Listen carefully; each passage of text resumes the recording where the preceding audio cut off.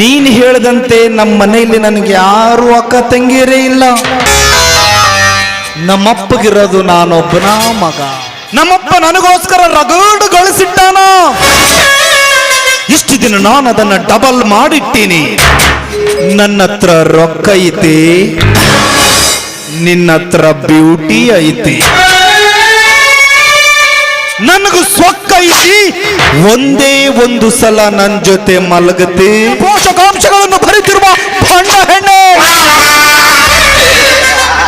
ನೀನೇನು ಸತಿ ಸಾವಿತ್ರಿನೂ ಅಲ್ಲ, ಗರತಿ ಗಂಗಮ್ಮನಲ್ಲ, ಮಹಾಸತಿ ಶಿರೋಮಣಿನೂ ಅಲ್ಲ.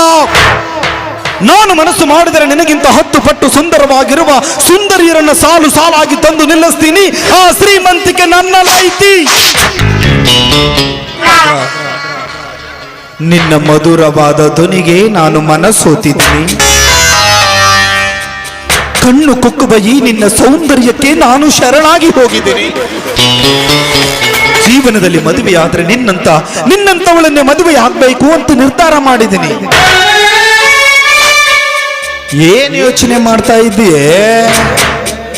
ಇಡೀ ಜೀವನ ಪೂರ್ತಿ ಹಿಂಗ ಮುದುಕಿ ಆಗುವವರೆಗೂ ಒಂಟಿಯಾಗಿರ್ಬೇಕಂತ ಮಾಡಿ ಏನ? ಇಂದಲ್ಲ ನಾಳೆ ನನ್ನಂತ ಗಂಡನ್ನ ನೀನು ಹುಡುಕಾಕಬೇಕು, ಅವನ ಜೊತೆ ಮದುವೆ ಆಗಾಕಬೇಕು, ಮಲಗಾಕಬೇಕು. ಅದ ಕೆಲಸವನ್ನ ಮುಂದೆ ಮಾಡೋ, ಅದ ಕೆಲಸ ಇವತ್ತು ನನ್ನ ಜೊತೆ ಮಾಡು ಅಂತ ಕೇಳಾಕತ್ತೀನಿ. ಇದ್ರಾಗ ನಂದೇನ್ ತಪ್ಪೈತಿ? ಬಾ ಬಾ ಬಾ ಬಾ.